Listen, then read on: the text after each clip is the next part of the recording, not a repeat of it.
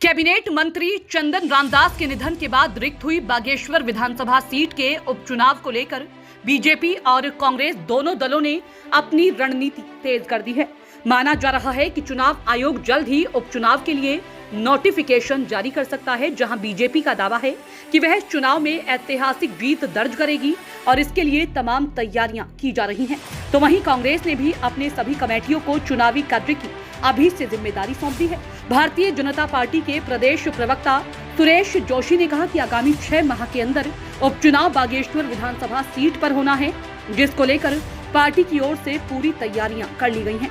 मुझे उम्मीद है कि जिस तरह से बागेश्वर विधानसभा में काफी लंबे समय तक विकास कार्य करने वाले स्वर्गीय चंदन रामदास ने मेहनत की है, उसका प्रतिफल पार्टी को मिलेगा।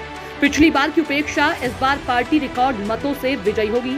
उन्होंने कहा कि भाजपा 24 घंटे 7 दिन चुनावी मूड में रहती है और जैसे ही चुनाव आयोग के द्वारा तिथियों की घोषणा होगी, हम अपने प्रत्याशी के नाम की घोषणा भी कर देंगे।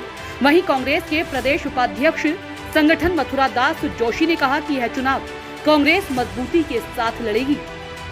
बूथ, ब्लॉक और विधानसभा स्तर के सभी कार्यकर्ताओं को जिम्मेदारी सौंप दी गई है और वह लगातार मीटिंग कर रहे हैं। उन्होंने कहा कि कांग्रेस इस चुनाव में न केवल कड़ी टक्कर देगी बल्कि इस सीट को भारी मतों से भी जीतेगी। उन्होंने कहा कि पार्टी के प्रदेश अध्यक्ष करण म्हारा ने बागेश्वर विधानसभा के स्थानीय नेताओं से दूरभाष पर बात की है। वहां के लिए पिथौरागढ़ के एक वरिष्ठ नेता महेंद्र सिंह लूठी को प्रभारी भी बनाया गया है।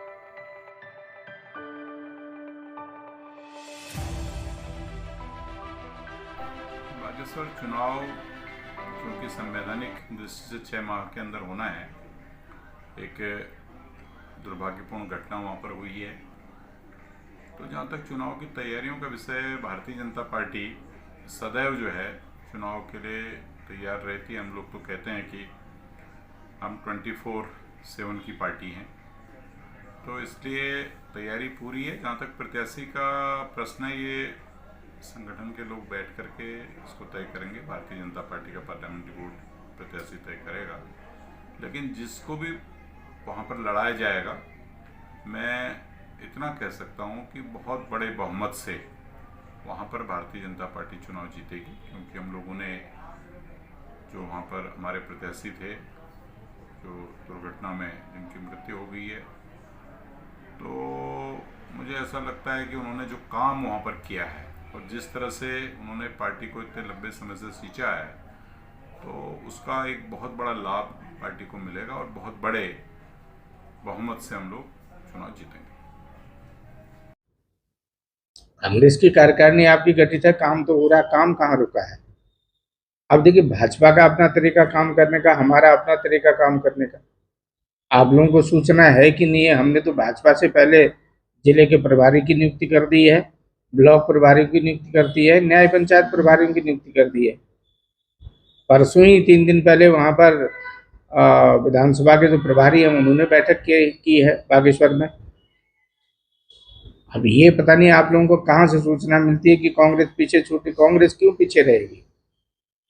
कांग्रेस के लिए बागेश्वर चुनाव निश्चित रूप से चुनौती है और हम भाजपा को कड़ी टक्कर देंगे। कड़ी टक्कर ही नहीं देंगे, भाजपा को पराजित करने का काम भी करेंगे और हमारे कार्यकर्ता बिल्कुल तैयार हैं।